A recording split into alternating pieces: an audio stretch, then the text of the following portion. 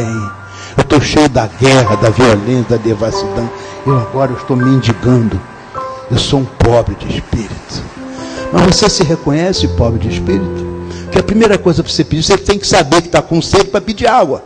Você tem que saber que está com fome para pedir comida. Você tem que saber que está com frio para pedir um agasalho. Então você tem que saber que está precisando do Espírito para pedir Espírito. E essa é uma coisa vital, que geralmente nós não nos preocupamos com isso.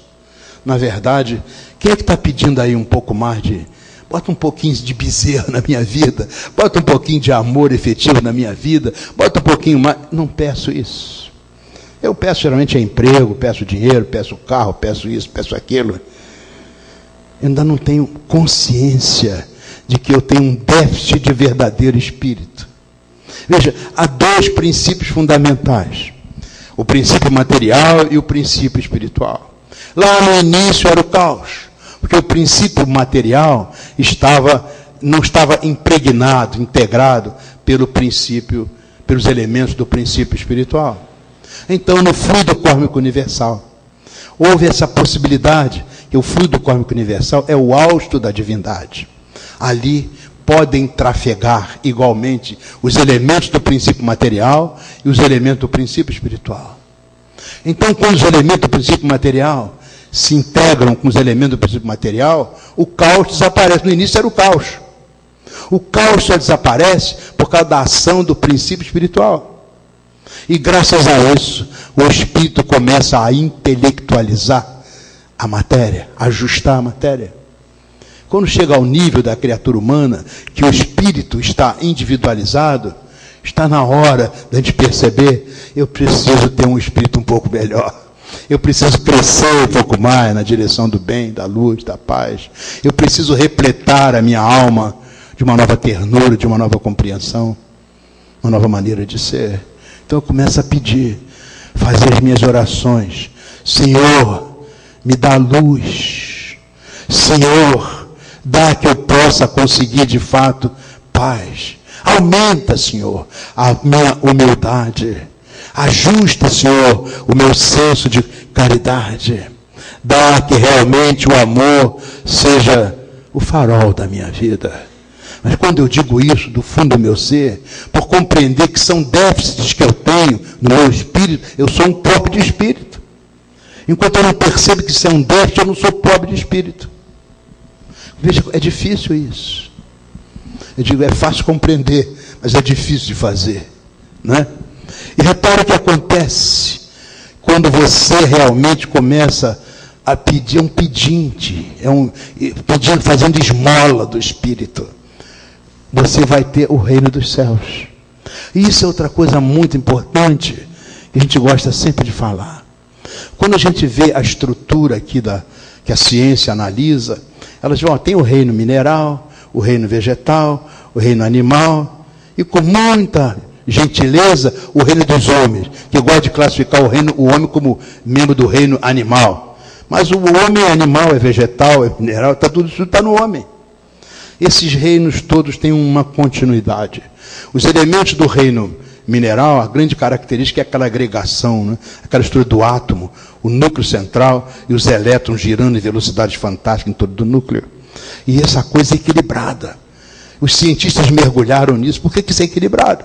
É porque o núcleo central, durante todo o tempo, está cedendo, observem isso, cedendo energias para os elementos da periferia. E cada um dos elementos da periferia, em contrapartida, está cedendo energias para o núcleo central. É dessa mutualidade, desse compartilhar energia, dessa troca, que surge o primeiro ensino do mundo natural. É o ensino do equilíbrio. O equilíbrio que surge por cessão mútua, ou seja, por amor. É uma coisa que mais tarde vai se chamar amor, né? Mas são os elementos do reino mineral. Os estudantes, os pesquisadores, a partir dos anos 30 do século passado, desenvolveram microscópios eletrônicos que são capazes de aumentar bilhões e bilhões e bilhões de vezes o tamanho das coisas. E perceberam que, quando você chega a estudar os elementos da chamada série 7, esses elementos eles começam a sofrer umas fraturas. Tem uma estrutura assim, pentagonal ou hexagonal, de cristais. E nos encontros dessas estruturas existe uma espécie de uma fratura, que eles chamaram de virose. É como se houvesse um vírus, mas vírus não é um ser vivo. Quando você está falando do mundo material, do mundo dos elementos minerais, você não está nos seres vivos. Esses vírus dos cristais, esses vírus cristalinos que foram observados só depois, já no início da segunda metade do século passado, século XX, caracteriza essa transição do reino mineral, dito sem vida, para o reino vegetal, dito com vida. Você também chega nos vegetais, tem os elementos unicelulares, muito simples, muito elementares, e vai seguindo toda uma escalada até chegar ao nível superior. Quando se trabalha, por exemplo, com as plantas carnívoras, as plantas são muito interessantes, porque elas geralmente são cônicas, abrem-se uma tampa e elas secretam uma substância lá no interior. Elas se modificam com o vento. Na medida que o vento passa, elas mudam de posição e aquele perfumezinho que sai lá de dentro, o perfume sai e os pequenos animais sentem o perfume, são atraídos por ele e mergulham lá dentro da drósera, lá dentro da planta carnívora. E começam a comer aquela coisa que tem lá no fundo. Quando eles querem sair, eles estão presos, estão prisioneiros. E morrem ali dentro e são consumidos pela planta. São chamadas plantas carnívoras. Mas essa coisa de você secretar uma coisa, abrir uma tampa, virar para lá, virar para cá, de acordo com o vento, jogar um perfume para lá, atrair, prender, isso é o que a gente chama uma caçada. Mas caçada é com as plantas ou é com os animais? Então, as plantas carnívoras, elas são ligadas a essa transição. Você passa do reino vegetal para o reino animal. E no reino animal também você tem coisas fantásticas, desde animais de uma célula só, muito pequenos, esses animais que falamos aqui, como níveis superiores. Nos animais você vê, por exemplo, o despertar da inteligência. Quando você pergunta assim, quem foi que descobriu o Brasil? Todo mundo sabe. Nós guardamos isso na nossa memória, né? Estudamos isso criança, e a gente não esquece mais. A mesma coisa acontece com os ratos, por exemplo. Você pega o rato e bota no labirinto. Na entrada do labirinto, o rato está lá faminto, coitado. 2 semanas sem comer, magro, desesperado. E rato gosta de queijo, né? Então, do outro lado do labirinto, você bota um pedaço de queijo, aquele queijo ressumado, perfumado, amarelo, gostoso, né? Para nós dar água na boca, imagina para o rato que está desesperado e que adora o queijo, né? Aí você solta o rato na porta do labirinto, ele sai para lá, sai para cá, só tem uma passagem. Ele vai, bate, volta, bate, volta, bate, volta, bate, volta. Depois de um monte de tempo, ele chega do outro lado e come o queijinho dele. Feliz da vida, né? O psicólogo que guarda essas coisas, pega o ratinho e bota mais 2 semanas passando fome. Coitado, o rato está quase morrendo, ele bota no labirinto. Do lado de cá, entrar do outro lado o queijinho. O rato bate, volta, bate, volta, bate, volta. Na segunda vez, ele anda mais depressa. E a experiência se repete. Na terceira vez é mais rápido, na quarta é mais rápido. Lá, algumas semanas depois, simplesmente ele vai direto, não tem bate e volta, e chega lá e come o queijinho. Ele aprendeu o caminho do labirinto. É uma forma de aprender, e aprender só se aprende com alguma inteligência, mostrando que os animais de fato têm inteligência. É uma inteligência semelhante, ela memorizou o caminho do labirinto, como vocês memorizaram o nome da pessoa que descobriu o Brasil.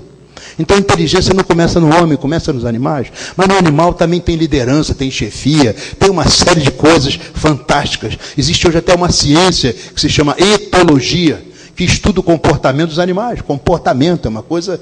existe cachorro que tem psicólogo, né? Existe gato que tem psicólogo, existe mesmo. Enfim. Mas os animais chegam a esse nível. Você sabe, eu moro em Icaraí, lá em Niterói. Diz que Icaraí, Niterói, a melhor coisa que tem em Niterói é a vista do Rio de Janeiro. Que a gente anda para lá e para cá na praia, e aí do lado lá está o Pão de Açúcar, Corcovado, aquelas coisas muito famosas, e a gente passa por lá.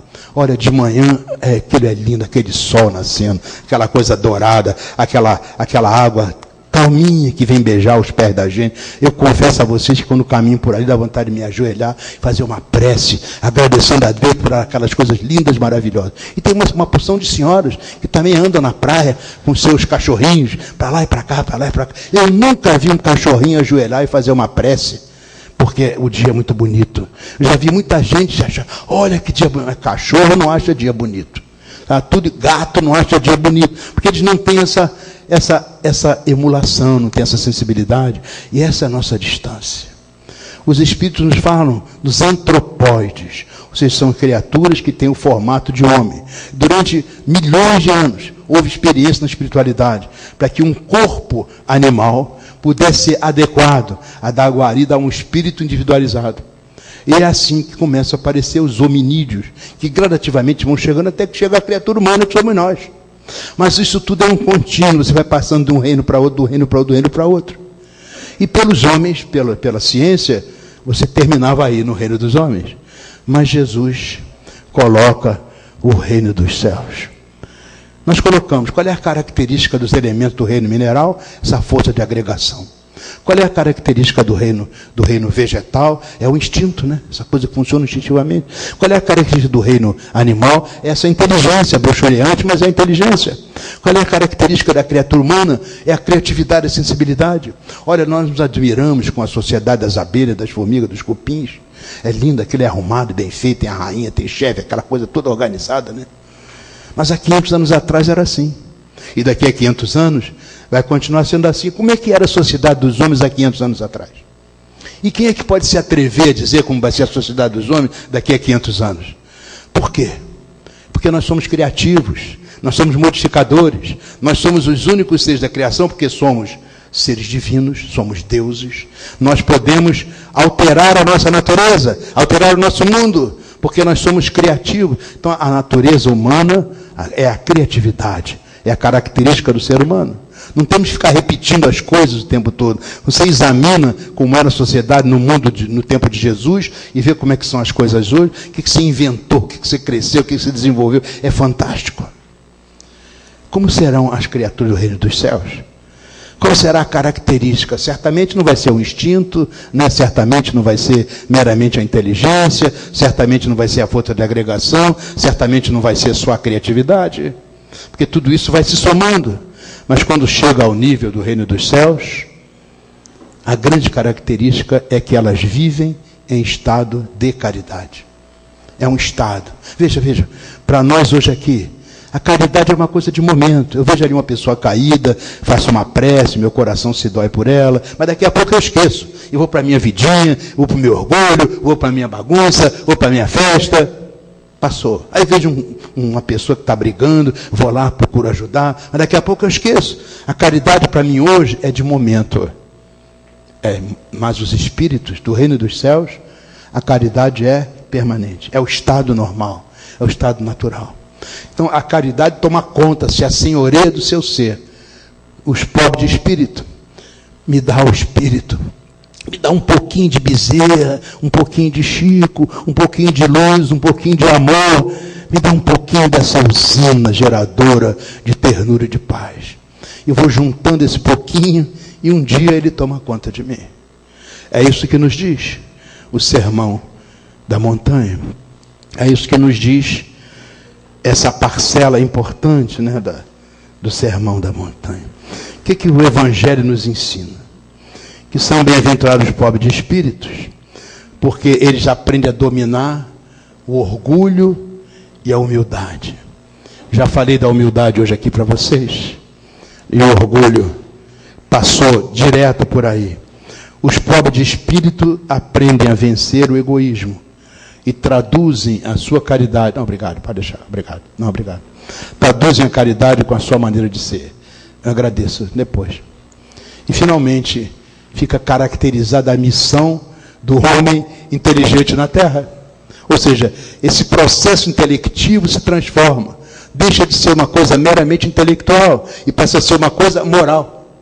Você sai dessas leis simplesmente mundanas e entra nas leis morais e passa a cumpri-las. E sem fazer força maior, porque você vai acumulando. À medida que você vai receber, é pobre de espírito, você vai recebendo as dosagens necessárias para o seu crescimento. E chega um dia que você consegue cumprir integralmente a lei, a missão do homem inteligente na Terra. Essa é a questão fundamental para as bem-aventuranças. E finalmente, meus irmãos, nós vamos chegar aqui ao nosso último degrau. É para os puros de coração. Eu falei a vocês do meu amigo Morbelo Vendramini, né? Que disse assim: olha, eu estou aqui no leito de morte, estava no leito de morte, né? Quase 100 anos de idade. Eu fui vê-lo, sentei ao lado, e ele falou dessa coisa do alto da montanha, que ele subia anos e anos e anos para fazer a sopa dos pobres, né? E estava deitado ali, no leito de morte, dizendo: tem uma escada aí, uma escada de luz. Não sei se eu vou conseguir subir todos os degraus, mas se eu subir pelo menos o primeiro, eu sei que a minha vida vai ser de muita felicidade. Ele falou isso e desencarnou.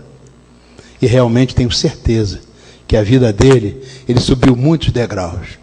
Acho até que ele chegou a essa condição de puros de coração. Contei a vocês também a história do meu amigo Luiz, subtenente da aeronáutica, né? Que entregou a sua vida em favor das suas colegas da universidade. Ele que nem precisava estudar medicina, mas foi estudar para servir aos mais necessitados. E no auge desse processo, comemorando aquele momento tão especial, ele acabou retornando ao plano espiritual. Ele também nos falou, na nossa reunião mediúnica, e nos falou da escada.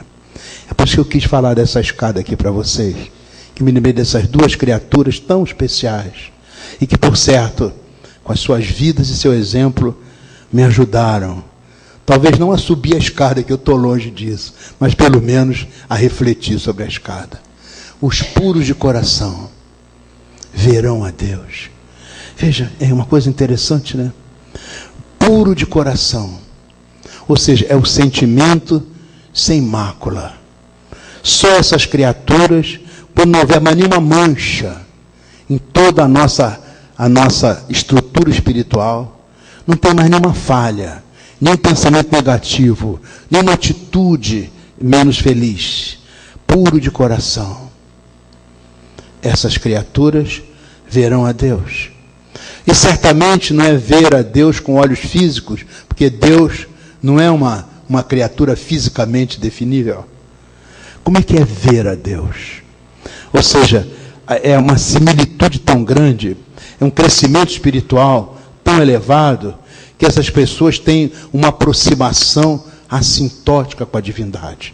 Significa isso, aproximação assintótica, é tão próxima quanto possível. Então são criaturas que cresceram espiritualmente de tal maneira, elas podem dizer assim: já não sou mais eu quem vive, é o Pai que vive em mim. Ou então, eu e o Pai somos um. Estabeleceram a unidade, passaram o limite. Esse ver a Deus, a gente estuda isso em matemática. Você vai crescendo, chega um ponto que você passa o limite. É isso. Você vai agregando infinitésimos. Aí você passa... Vocês querem ver uma ideia interessante? Divide 1 por 3. Bota 1 do lado, 3. 0,3. Aí, vai botando, né? 0,3, 3, 3, 3, 3, 3, 3, 3. E não termina nunca, né? Mas veja bem, imagine assim um bolo. Você não pode dividir em 3 partes. Um bolo se divide certinho em 3 partes, não se divide? Mas quando você divide 1 por 3, não dá certinho. Você não termina nunca. E esse é o processo. Mas você diz assim: mas eu posso pegar 0,3333333 e lembrar daquela coisa do curso primário. Isso é uma fração em que eu boto o 3 em cima e o 9 embaixo, que é uma casa decimal. Divido em cima e embaixo por 3, dá 1/3. 1/3 é essa fração, 0,333333. Isso quer dizer que eu cheguei ao limite da fração e fui para o entendimento do sentido real. É isso mesmo. As criaturas vão evoluindo, até que elas chegam ao limite. Já não sou mais eu quem vive, é o Pai que vive em mim. Então a pessoa, ela se despersonaliza. O que existe é o indivíduo na sua plenitude. Interessante essas palavras. Persona. daquelas máscaras que a gente usava no teatro antigo, personare, a voz que saía, que soava através do buraco na máscara. As pessoas no teatro antigo representavam muitos papéis. E a personalidade é mais ou menos isso. Agora eu estou irritado, aqui aborrecido, daqui a pouco estou de mau humor, estou representando papéis. É a personagem. Personagem. É a personalidade. Mas o indivíduo é de indiviso, que não se divide, que não se separa, que não se reparte, que não se quebra. A personalidade é divisível. O indivíduo é indivisível. Deus é indivisível. Não há um pedaço de Deus em mim e outro pedaço de Deus diferente dentro de você. Não há um pedaço de Deus em mim e outro pedaço de Deus diferente no maior criminoso. Não há um pedaço de Deus em mim e um pedaço de Deus diferente em Jesus Cristo. Deus é integralmente dentro de Jesus Cristo. Deus é integralmente dentro de mim. Deus é integralmente dentro dos grandes criminosos. Deus é integralmente em toda parte. Ver a Deus significa que você se projeta integralmente, amorosamente, totalmente em toda a criação. Você quer ver a Deus, é sentir essa coisa. Como é que a gente fala de Deus? Deus é amor. Em que medida a tua vida é amor? Deus é luz. Em que medida a tua vida é luz? Que quando você exercita o amor, você tem verdadeiros momentos de Deus. Quando você exercita a luz, você tem verdadeiros momentos de luz. Então o que nos ensina isso é que lá, no limite superior da progressão evolutiva, ou seja, no limite de Jesus Cristo, que a gente não entende direito, essas criaturas têm uma percepção de Deus que hoje, no nível em que eu estou, eu não sou capaz de compreender. Mas está reservado a todos nós.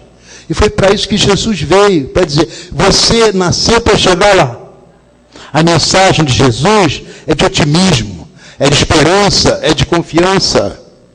Realçada pela doutrina espírita, ela se torna clara e precisa.